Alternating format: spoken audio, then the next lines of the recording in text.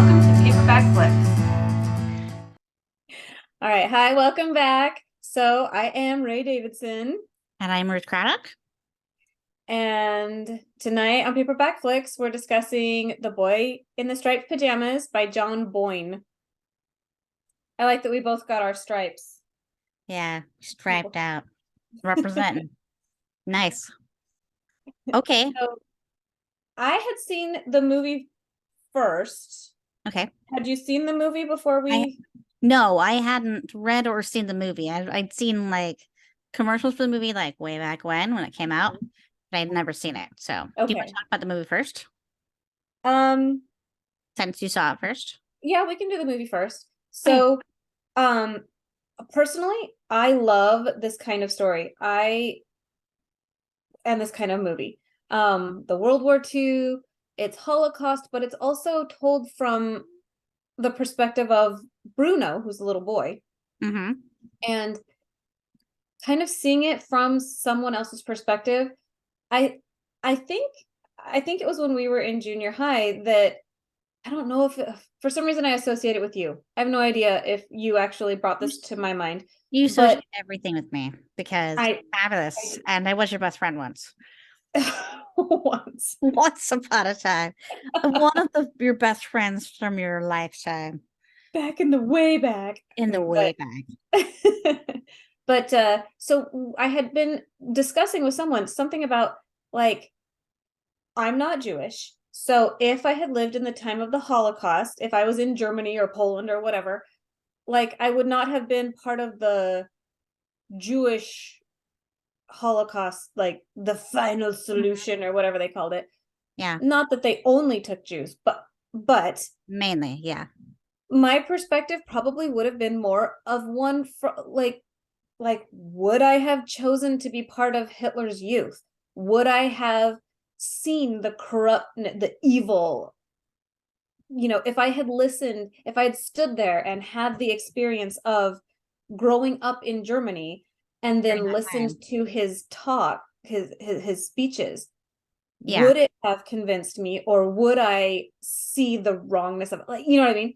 And so seeing the story from the perspective of Bruno, who is innocent, I love that. I love being able to be put into that position, and he's not the obvious victim. Shmuel is the obvious victim, but also Bruno is a victim, and I don't know, it's interesting to me. Yes, it is very interesting, and I do like the perspective of the innocent child who doesn't seem to understand what's going on. So first off, I love that it's Ashton Butterfield that's playing Bruno. I didn't know he was in this. I probably would have watched it a lot sooner if I'd realized it. I think he's a wonderful actor. He's very cute. He's very expressive. I loved everything he's ever done. He's very cute in this, even as, an early on in his career and, developing his acting skills. I still sympathize with him. Sometimes he comes off as kind of like a bratty kid, but it's very true to that age, that mentality. The 8-9-year-old little boy, they're very in their own head about what they want to do. And especially if they've been able to do certain things, they don't like it when you change those things. Yeah. And, I have an 8-year-old son who is very OCD and likes things a certain way. And then when you change those things, the world ends and he is not happy. So what I enjoyed that perspective of the little boy who just doesn't understand what's going on. All he can think about is what's happening to him. He has no concept of what's happening around him or to everybody else or why this is happening. It's just the injustice of what's happening to him.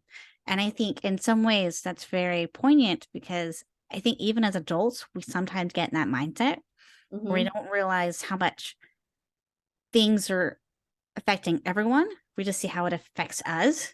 And we all have a little bit of that selfish, bratty child in us, whether we want to admit it or not, where we kind of like when something big change happens, we're kind of like, no, I don't want that.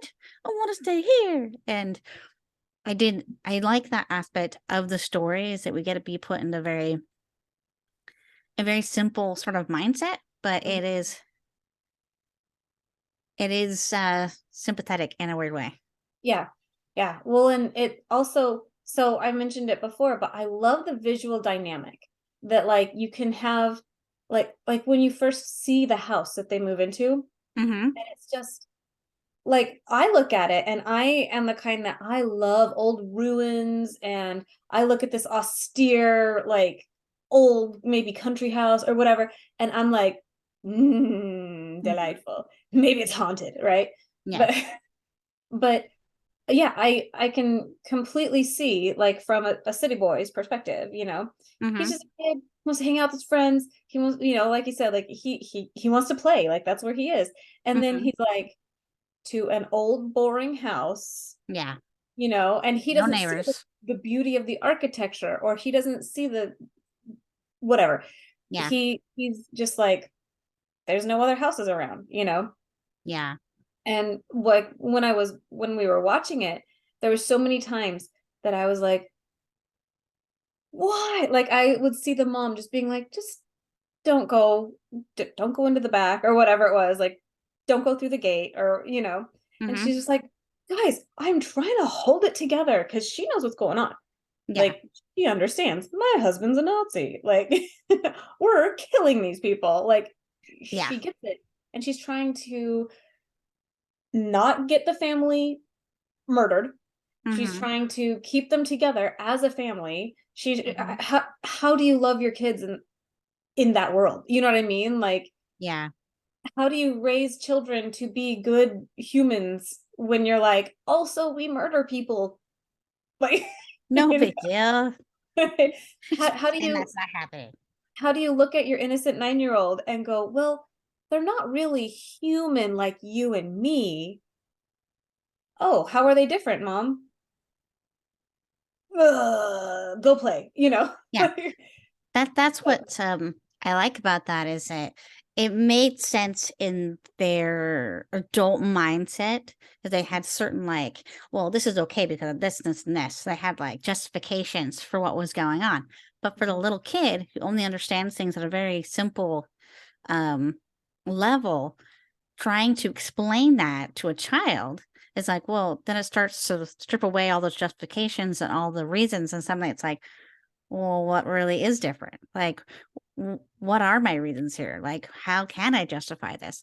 Because it makes it really hard to justify doing horrible things when you're explaining it to a child, Yeah. you know? Because then it's like, a Yeah. lot of things of adulthood are very complicated and hard to explain to children.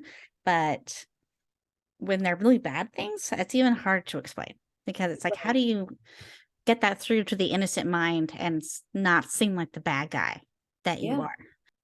Right. I kind of like that, like you kind of watch the mom, but you Yeah. watch her break, for lack of a better term. Like I can't think of the name of the actress, of course, because that's always what I do. Yeah, But it's Vera Farmiga. I thought she was really good. Having read the book first, she was different than how I saw his Mhm. mom. But I thought she, especially since they changed her character a little bit in the movie, I thought she worked well for the movie version of the mom. Right. I didn't like the girl, Gretel. Gretel, yeah, the sister. Yeah, and I don't know The if I hopeless case. right. I love that about the book. I love the way he described everything. It's very adorable. Yeah. So So Gretel, I what didn't you like about Gretel?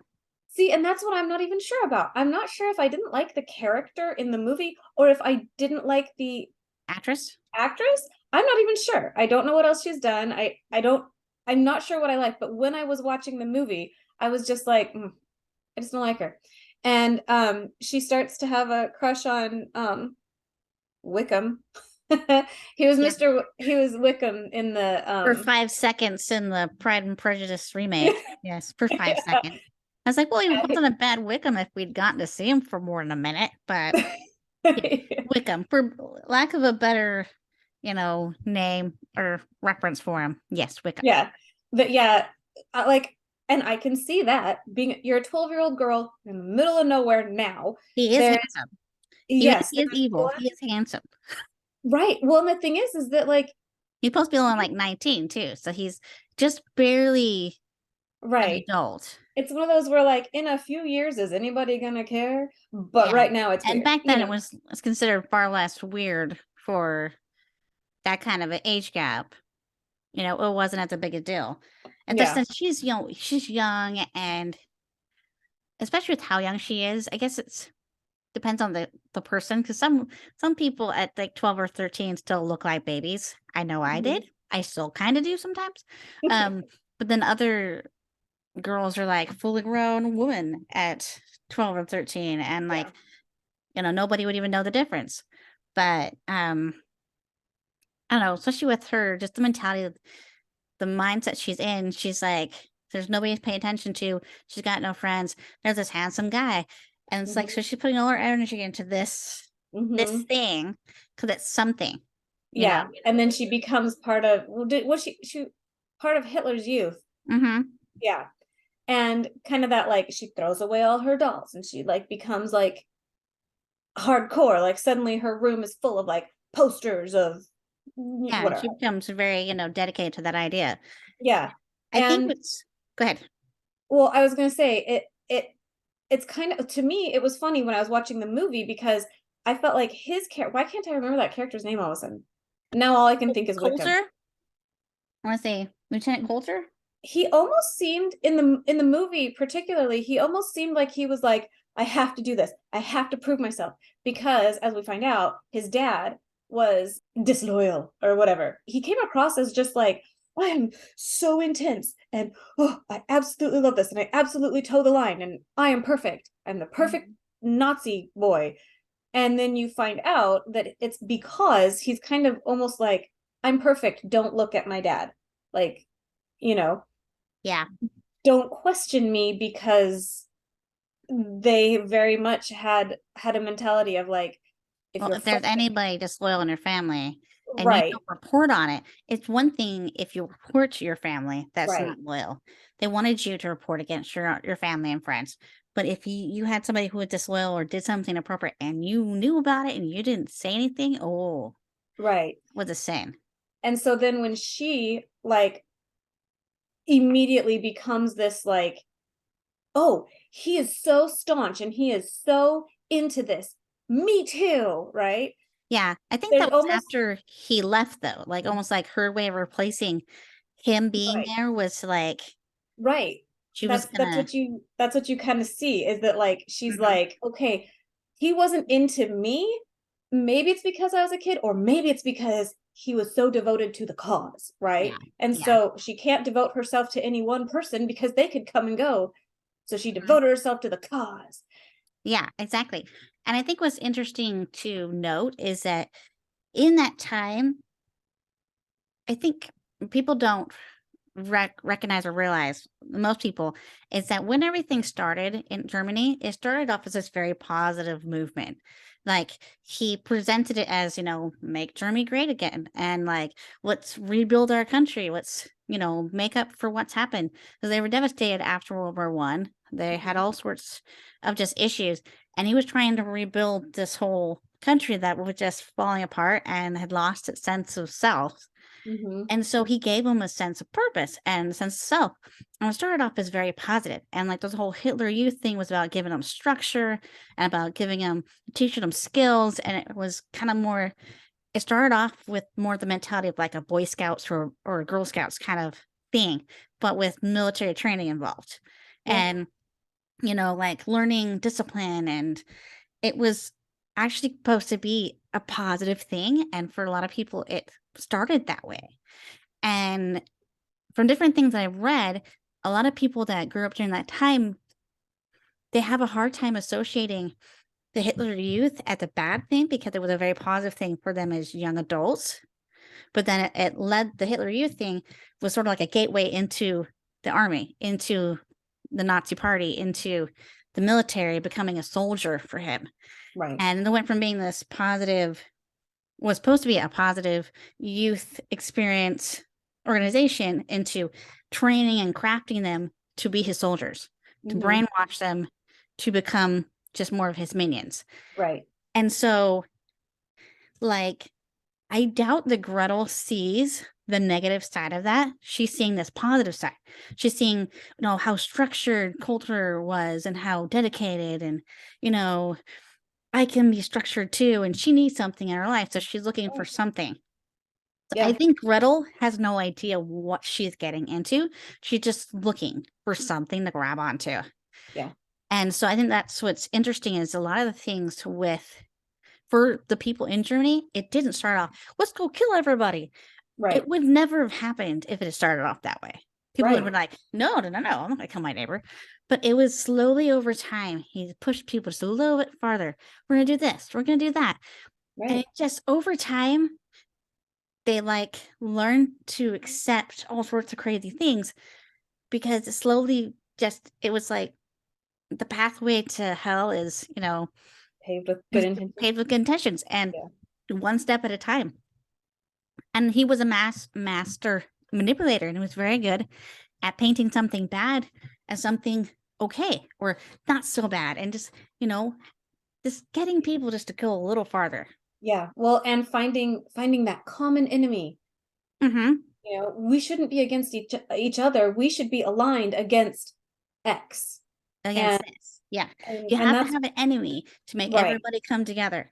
And, you know, they needed a scapegoat. And he found a convenient one in the Jews because, you know, it solved a lot of issues for him. They also steal all their wealth and redistribute that to the Right. Nazi party. And Well, and they were a group that they do hold themselves separate. Like I know that there are actually a lot, like that's something that a lot of religious groups kind of feel like that, right? We are in the world but not of the world, kind of a yeah. feeling. And you help out your own.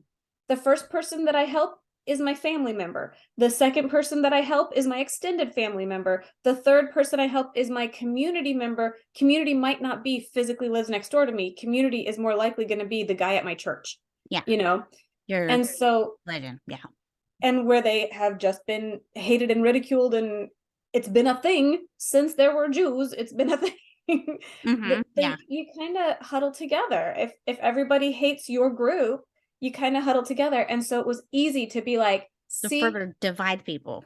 yeah, they set themselves apart because they're the evil ones, you know, like they think they're better than you, or, you know, right. that they're trying to take everything from you and they're the evil Jew. And they had all this history. They even talk about it in the movie and the book about like the history of like how the Jew would oppress the German and everything, or blah, Yep. blah, blah.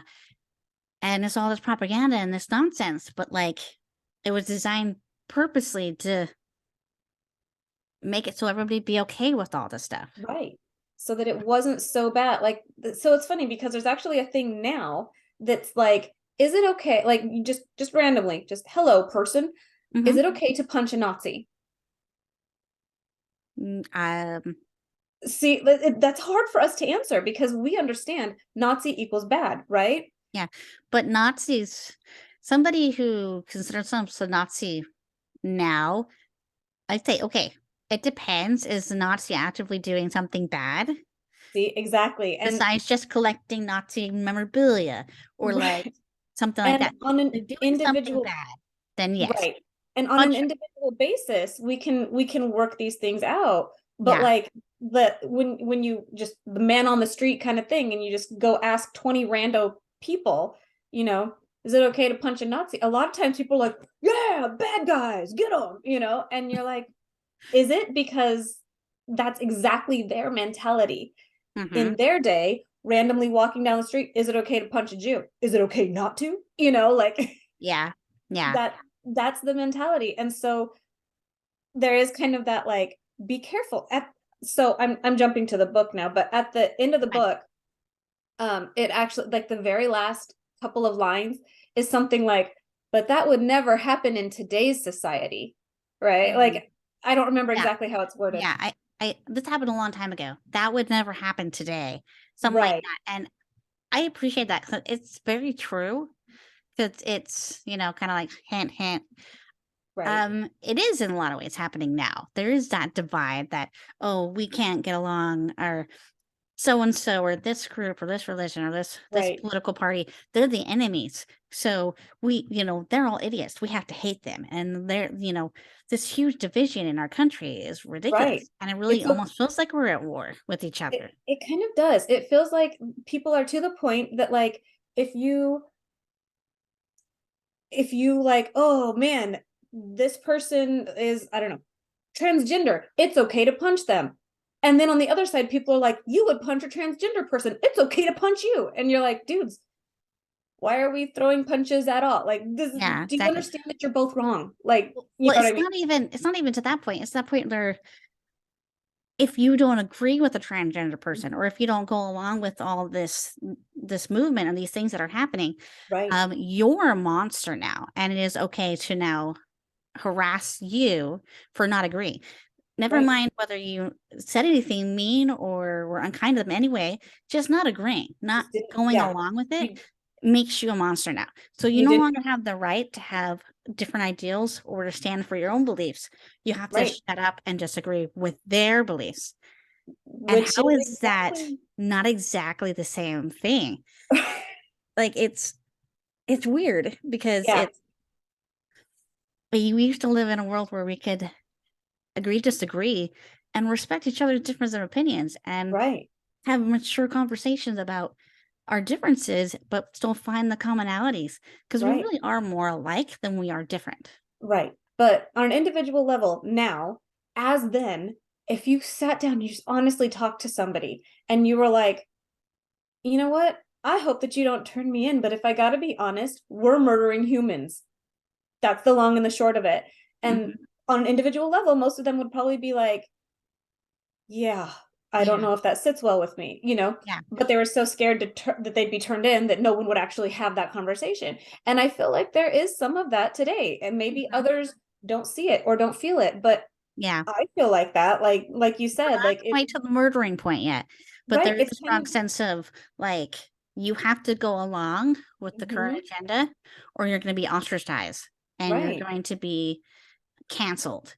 And and that's you're going to just be not the doxxed right and mentality in a right, democracy or in a free nation or a free mindset. We need to right. respect all ideals. I was going to say, it's just funny that we see it so clearly in this story and in these other stories of Hmm. Nazi Germany, or whether it's the Third Reich or the Red Army or whatever it was. Like, Yeah. we see it back then, and then so many people are like, I feel like that's happening right now. You might not be called a brown shirt or a Nazi or whatever, but whatever you call yourself, I feel like you're doing that same thing. Hmm. And now you get shut down, and suddenly you're the one that's out of step. Like, it feels Yeah. like that. You can't question. And that's just that's a red flag right there. We can't Yeah. question, we can't disagree, we can't have a conversation about it. That's a bad sign. Right. So one of the interesting things about the book, I listened to the audiobook. Mhm. At the end there was an interview with the author. I didn't listen to the whole thing, but the interesting thing was he was talking about how there was a lot of pushback when the book came out. There was a lot of people that really liked it, and other people that didn't like it. It felt like it wasn't realistic, that Bruno wouldn't have any idea what was going on, that he was too naive, and it wasn't realistic. And what the writer was saying is that people forget, like they're looking at this from a 21st century mindset where we've grown up with this, we were taught about this, we know about this. What we don't realize is that in the time, most people didn't really know what was going on. They didn't broadcast what was going on to the whole universe. It was only when Right. people started really figuring it out that people went, okay, we got to stop something. That's when, America got more involved and all these other things. More people started fighting this and joined the war when they realized what was really happening. Not Mhm. everybody was like being told. They weren't like announcing, well, we're going to kill all these people now. No, it was just like, oh, they're going to go to a camp, and they're going to go over. Even in the movie, they showed like this movie reel, like advertisement of the great little place they're going to go to where all the Jews Mhm. get to be together, and they try to make it seem like it was so fun. And what a great place you get to go stay in. And it was nonsense. Mhm. And that's how they were painting it. And even like the mom in the movie was kind of like, she didn't know, she knew the camp was there, but she didn't know at first that they were killing people.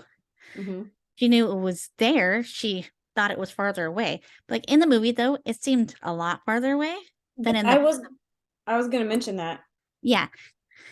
And she like Yeah. makes a fuss about it being right there. I'm like, that's not how it's done. It actually seemed kind of far away because in the book it's Yeah. right there. So like I said, I saw the movie first, and so he's like going through the woods and he's going down this hill and it's like off away.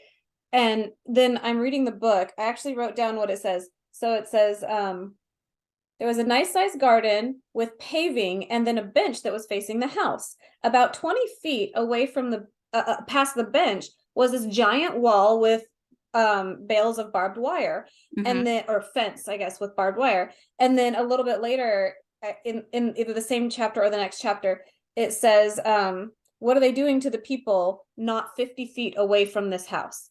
And I was like, 50 feet, like Pretty close. that's my neighbor, like, Yeah, but like in the book he had to walk down like really long, far away, just down a road to the other end of the fence. Like he didn't go through a forest to get to it. There wasn't. Right. It was like their backyard essentially. Like, Right. it was close enough that he could see that there were children and to see the striped pajamas. But like when they Right. show it in the movie, they're so far away. How could he tell if there were children there? Right. How could he even tell if they were stripes? Yeah. Like, they're so far away, you wouldn't be able to tell that. Yeah. Yeah. So yeah, when I saw the movie, there was a couple of things that I was like, do they just not pay attention to him for hours at a time that he could go through the forest and like, Yeah, that was part of the thing about the book for me. I'm thinking about present day and me as a mom. There's no way my 8-9-year-old is just wandering off for hours. But when I was a kid, I was unsupervised for a good portion of every day.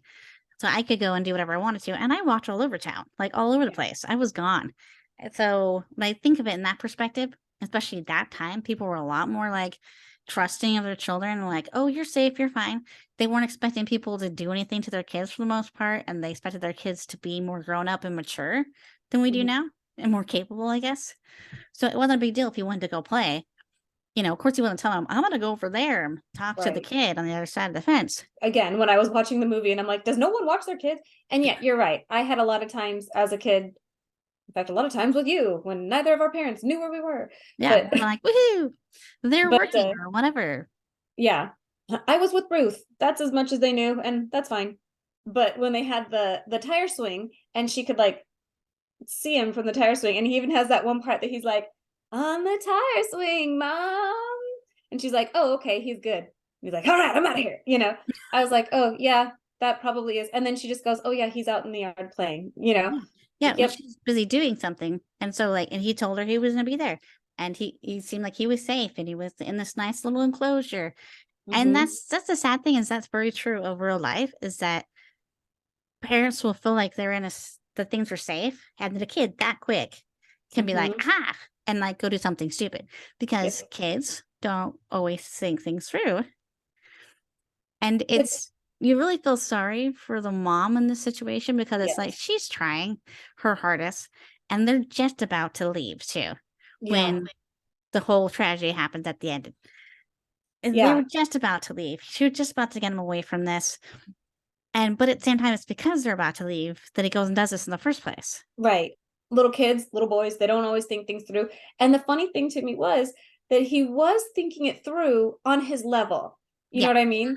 Like he had a plan. He like and when they were like, oh, let's do this, blah, blah, blah. And I'm like, just get him out. Like, if you knew, just get him out, get him to safety. Like if the kid wasn't looking for his dad, it would have been like, hey, come with me. Maybe you can sneak in the back of my car and go with me back to, something like that. Like, that's the kind of thing you kind of want to happen, is that for him to want to get out. But he's looking for his dad. So he's still attached, thinking that his father's there. Right. Well, and from unbeknownst to him, very likely his father's already dead. Right. And from my adult perspective, hearing a little boy say, oh, but my dad, like, I instantly think, bud, let's get you out and I'll go back for your dad.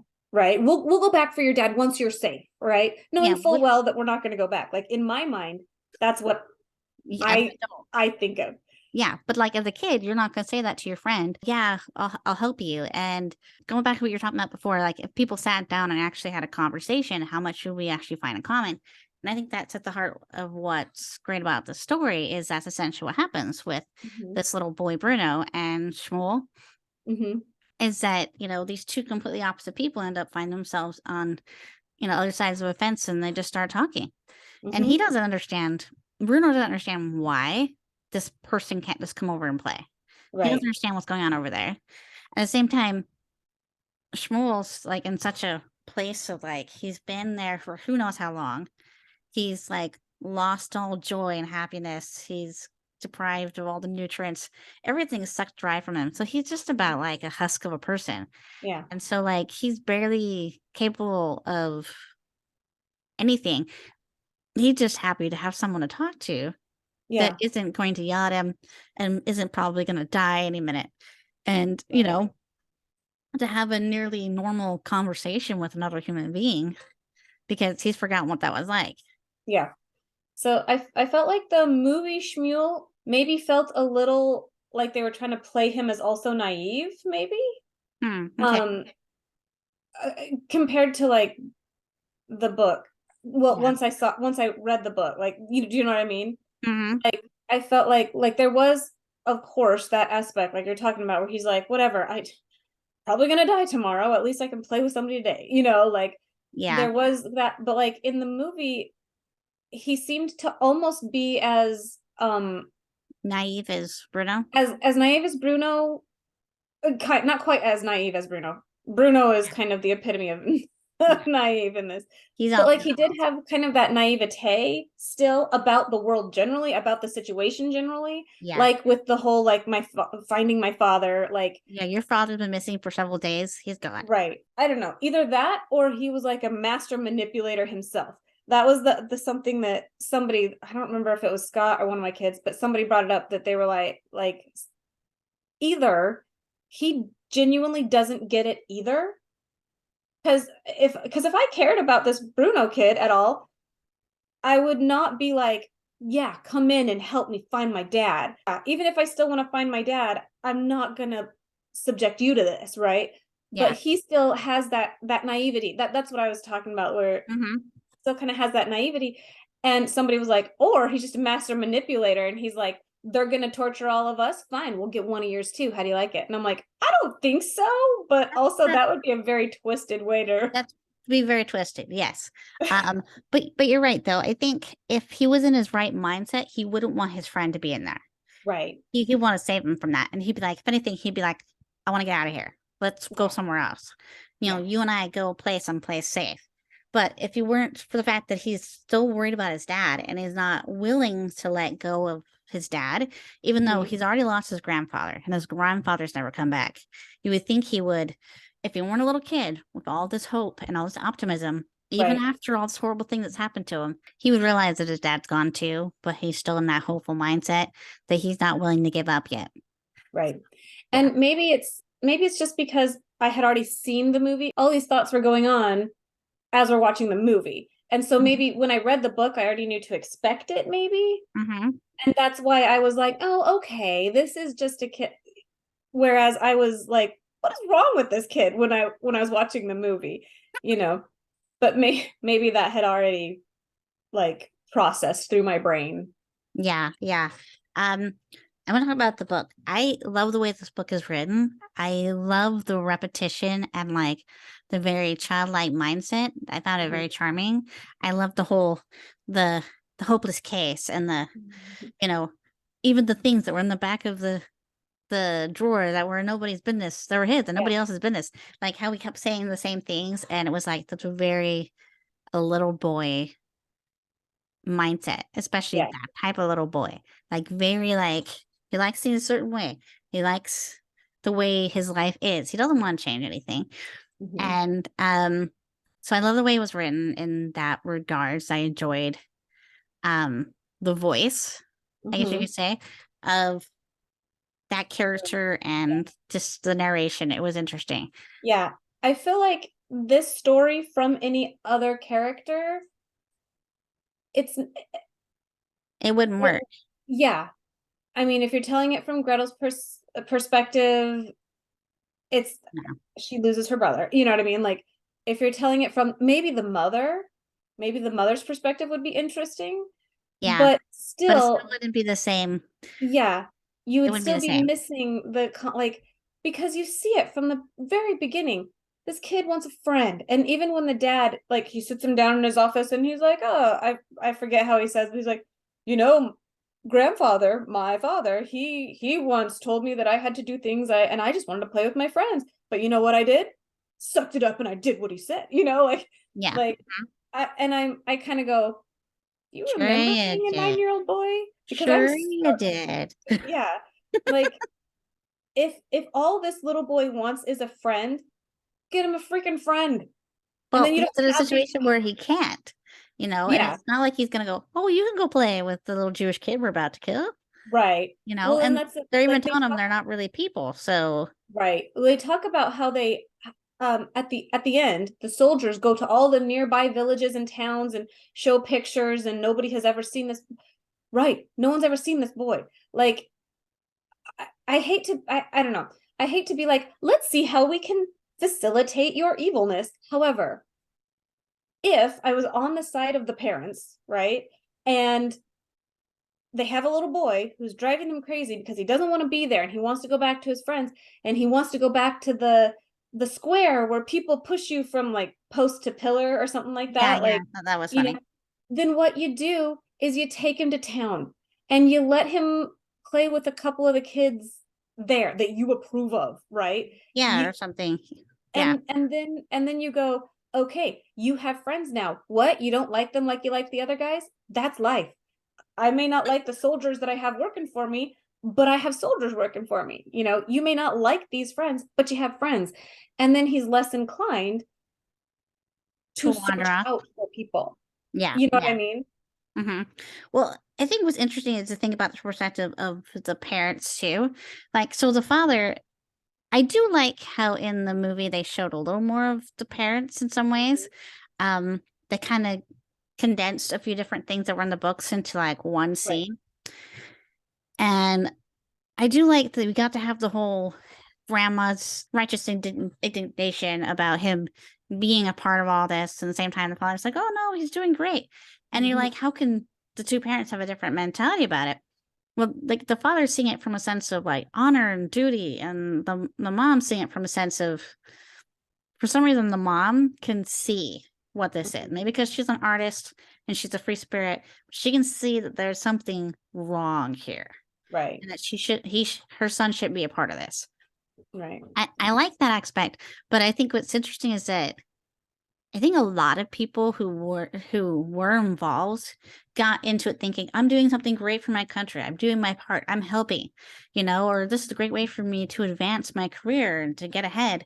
And so he starts off with this very like he's just doing things to help out his country. And then the next thing he knows, he's now head of Auschwitz. And I love that they called it Out With It. Okay. And that Yeah. they called the Fuhrer the Fury. Fury, yeah, or I Fury. love that. I love that. Yeah. I was like, that's Well, hilarious. What are we I getting like with? I like that the mom she has a moment where she's like, we never should have had the Fuhrer over for dinner. Like, because at the time when they're in Berlin and they have the Fuhrer over, and it's like, oh, we're these grand important people. He came to our house for dinner. Yeah. And then And she now, knows they're yeah. being uprooted. And I kind of wish they'd had that scene in the movie where he came to dinner. Like Hmm. how it was written in the book, it was like, even the little boy's like, what a rude, awful man. It was Right. horrible. And like meanwhile, like Ava, his lady friend was like the polite one. She's like, oh, don't worry about him. And she was nice. But he was like, oh, he goes and sits themselves down in the dad's chair, and the kids are all like, you're taking What? my father's chair. You're a guest in our house. How dare you? But like, I love that scene in this, just the arrogance, Hmm. and like, just it gives a great impression of who he was and how Right. people were so afraid that they would just let him do whatever because Right. he had all that power. I find it interesting that the father sort of starts off a situation where he thought he was doing something good. He's trying to further his career. He's trying to take care of his family, make a life for them. And the next thing you know, he's getting farther and farther into this. And he feels like he can't say no. He Mhm. can't say, no, I'm not going to go off to this place. I'm not going to go around this concentration camp. What's going to happen if he says no? Right. Right? Like he goes from being the golden boy and being like the one to watch, the one that's in favor, to being like, what? Like what? Disgraced and Like yeah. disgraced or like looked down upon. Like who knows what the repercussions would have been. Right. So Well, they even talk in the very not the very beginning, but at the point that they're at the house, when they're newly at the house, right?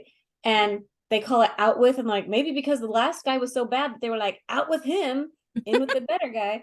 And that was Gretel, I think, that says that. yeah.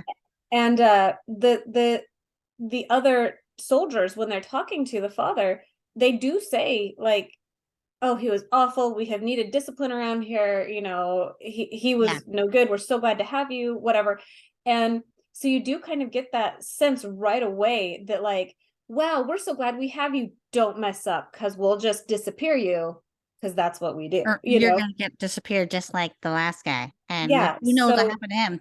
once you're on the radar, you better keep going up, because everywhere else is, Yeah, it's not good anywhere else. So he finds himself in the situation where he's like, I can't exactly stop now. Like once I've gotten on this train, I can't get off. yeah. I do love And the part where like the little boy, when they're getting on the train to go to Auschwitz, Mhm. and he's all, there's all these seats over here. And like he almost wanted to get up and be like, guys, come over here. What are you doing getting on that side? This is why are you all packing into that one? space. I love that. I thought that was adorable. Yeah. Um, Yeah. and even that conversation he had with Shmuel when they're talking about the train ride coming over, he's like, oh, there had to be doors. There had to be a doors at the end of the car. He's all, there's no doors. So like, no, there had to be. There's Right. like his mind's like, there's no way you were on a train that didn't have doors. Like his mind's like, no way. Right. It should Yeah. be no way. So like he's right to think that, because it really shouldn't process for him. Right.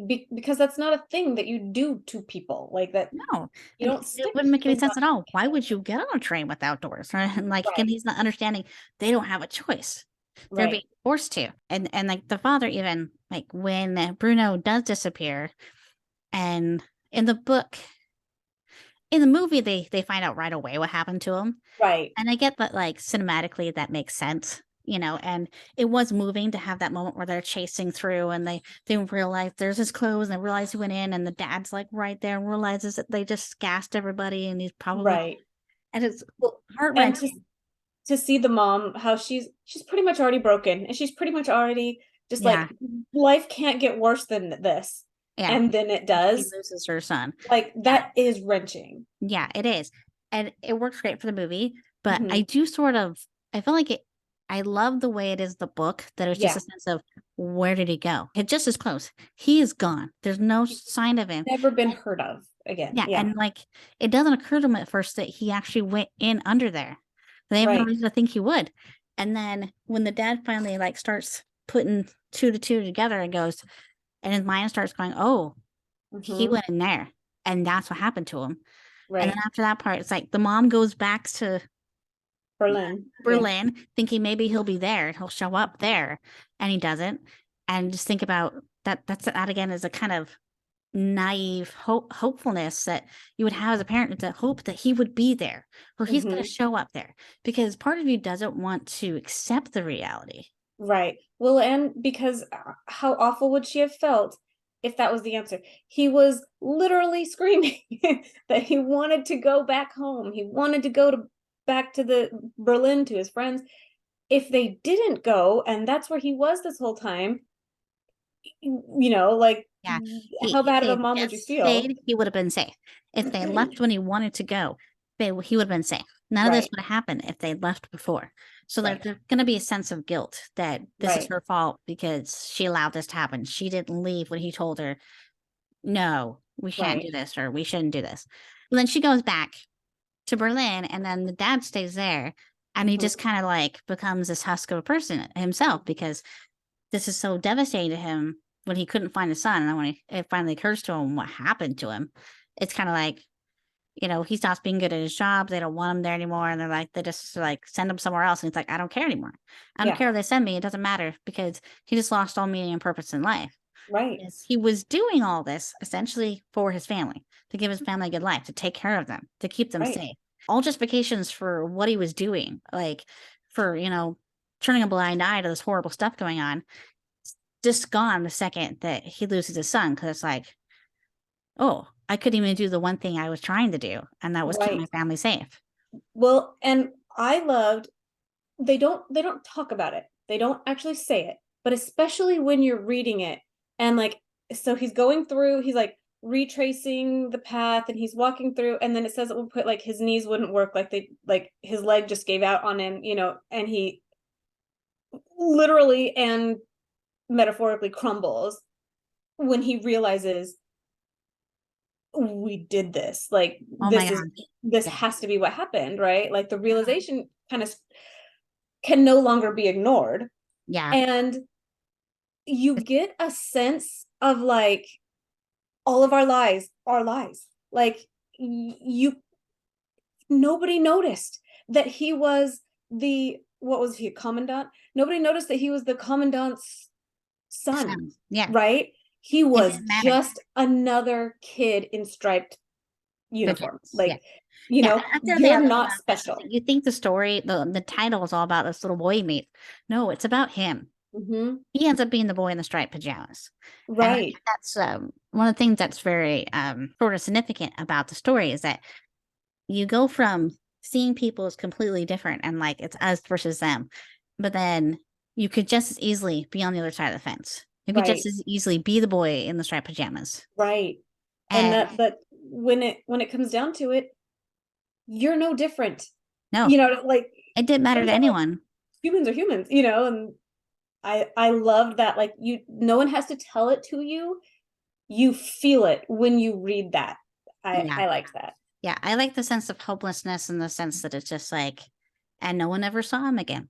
Mm-hmm. I was like, oh my gosh, The right? fact that it was like a year later, Before, the dad stayed there for a year, but it was at least months and months later that yeah, he just like, it just I kept gnawed looking. away at him, and he just Yeah. had to, like, turns out, like, this could have been anybody's kid. Like, I don't know, just kind of that thought of like, yeah, this happened to your son. Yeah, Think about how many other people's sons and this happens daughters, to you. and And like, it was different when it wasn't your kid, and when right, it had like these justifications that were keeping you from thinking about it in a personal sense. But then right, once it happens to your kid, suddenly it's like, it's a whole yeah, nother world. Or one of the choices I didn't like that they did in the movie versus the book.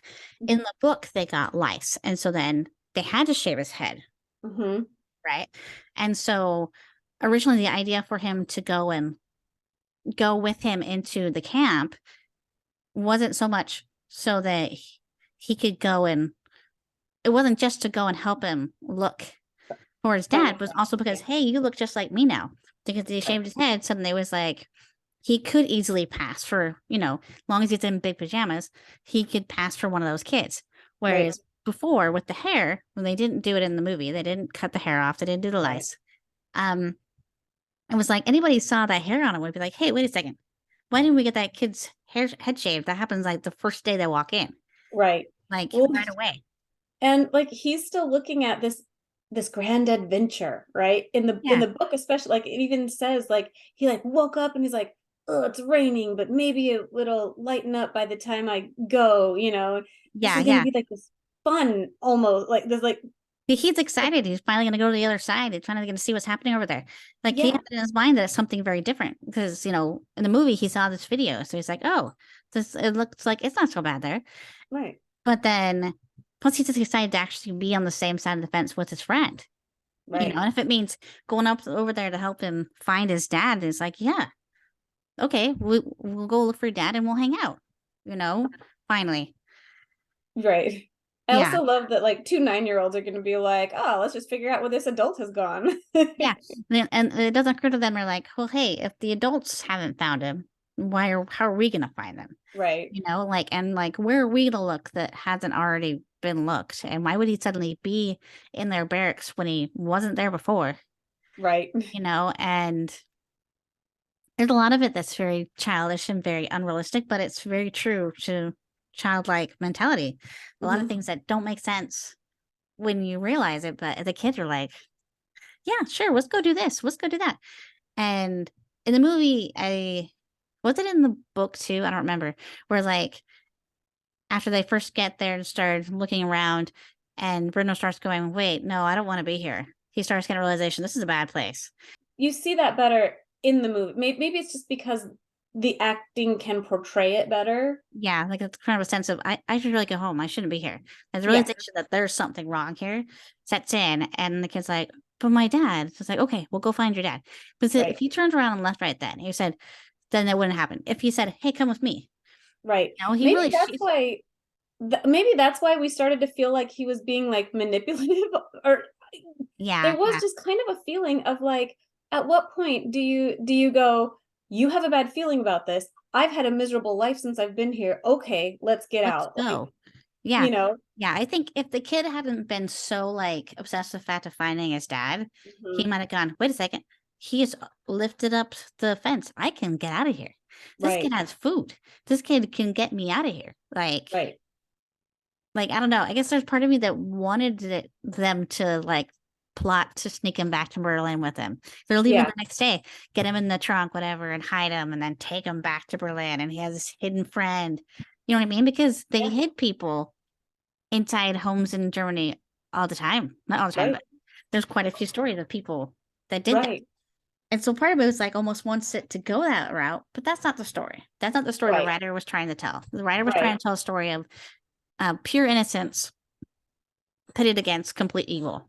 How that would look, how that would feel. Yeah.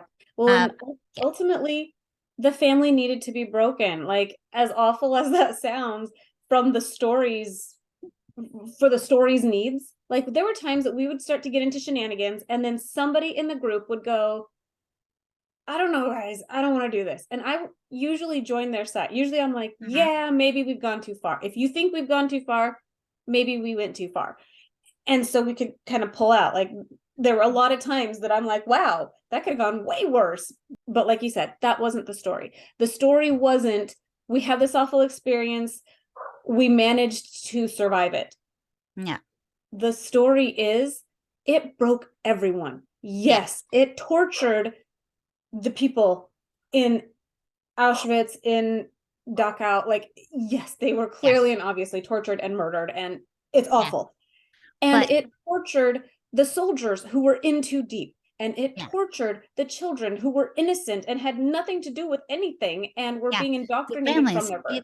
it destroyed the country. The thing that was It just, supposed to be helping build up the country just yeah. brought them all the farther down.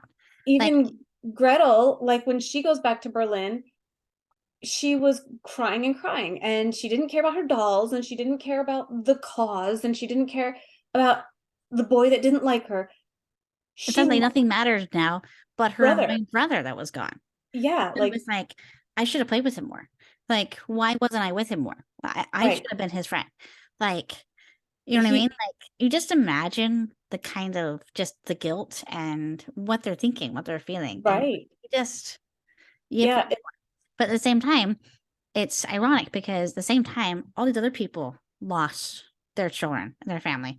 All these other people had their mothers and fathers taken from them right away, their grandparents taken away. They got split away from each other. right.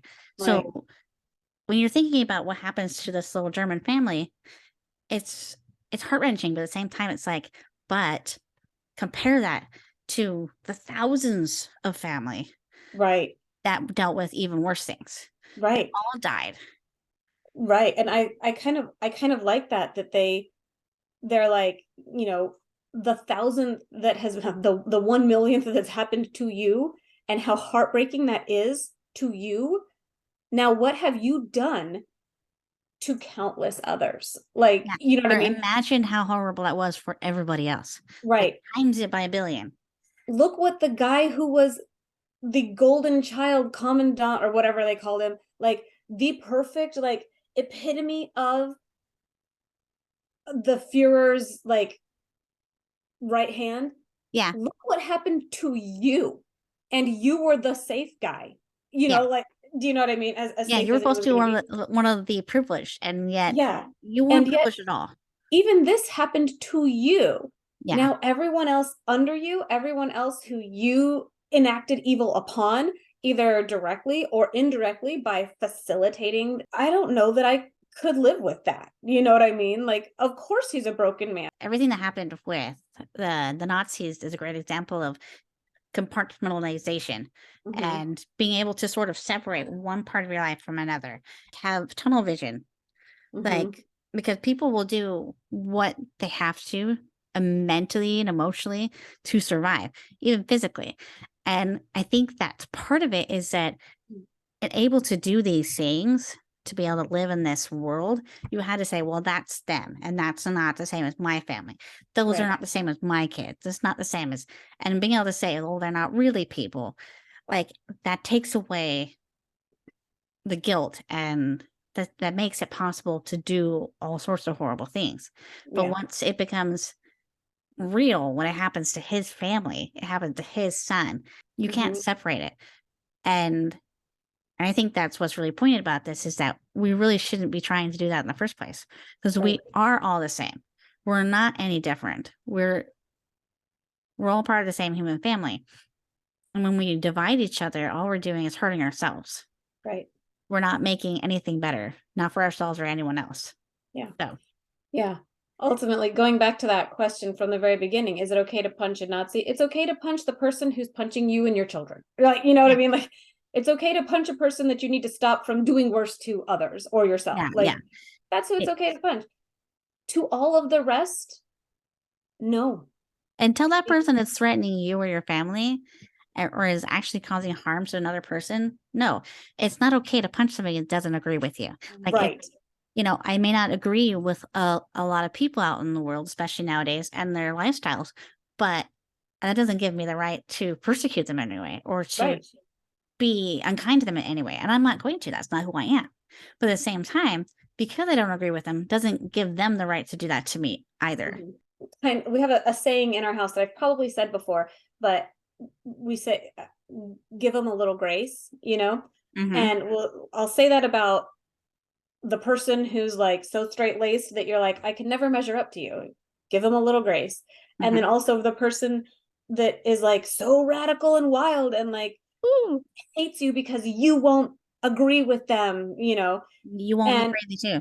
I'm like, give them a little grace.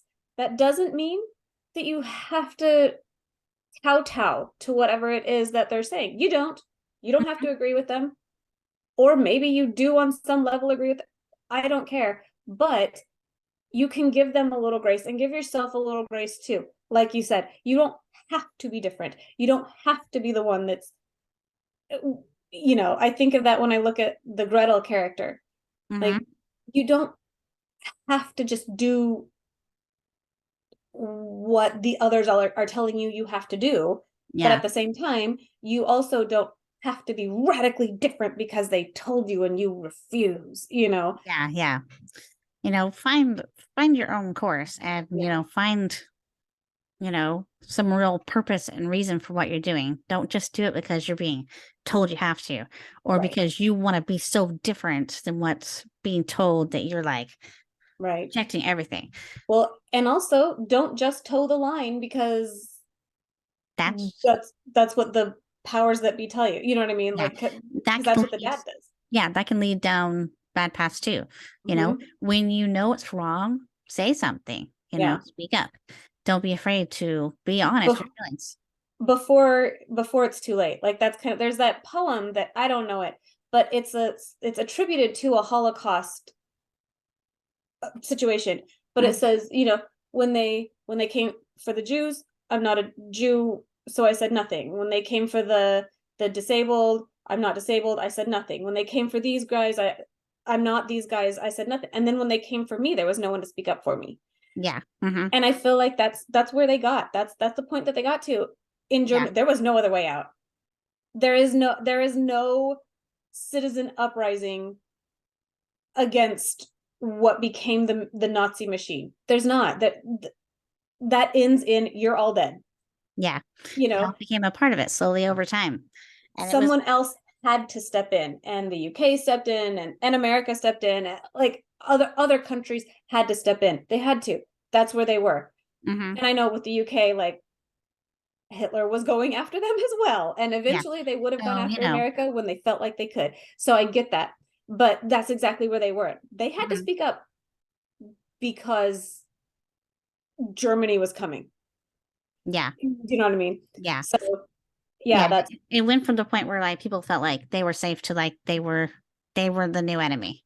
yeah. And Yeah. what's So scary about that kind of mentality is that you never know when they're gonna come for you. when it's your turn. Yeah. Yeah, When exactly. you cross the line. And you do see that today.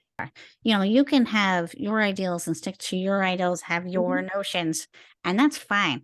But when you start trying to force it on somebody else, that's when it's no longer okay. Right. You know, so I don't have anything against people living different lifestyles or having, you know, a different philosophy.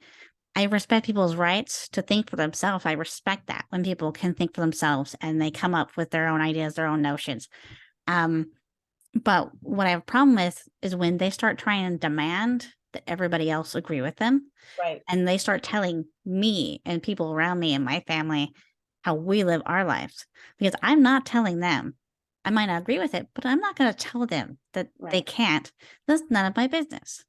I respect people's rights to their individuality and their independence and their freedom. Mostly, not just because I respect the idea, but also because I want them to leave me the flip alone. I want to be able to live my life the way I want to. And it's none of their business what I'm doing over here. So you do your thing. And if you're so happy with it, then it shouldn't matter what I'm doing over here. Right. Because it doesn't affect you. And if it's so good for you, I will see it and I will consider, would it be good for me too? Like, do you know what I mean? Like in the same way that you were capable of choosing that path for yourself. If it's something I want, I can choose that myself. I'm capable of deciding for myself. You're not so special and unique that you're the only one that could do that. Yeah. But anyways, this was a great, long, lengthy, interesting conversation about this book that was not very long, but I thought was very interesting and very well done. And I really enjoyed this book. This was fun. I'm not sure that the movie was as good as the book. In some ways, I think the movie is very good. But there's like certain things, it's always hard, you know, transferring from one medium to another. But overall, I think it's a decent movie. I'm gonna say there was one weird thing that happened. The part where Lieutenant Coulter gets upset and attacks Pavel. There was something very weird about that moment because like Pavel just goes, oh, and like he drags him from the room. And I was like, I would have bought it more if he kicked him out of the room and then we heard the beating up in the other room or the murdering, whatever actually happened. Right.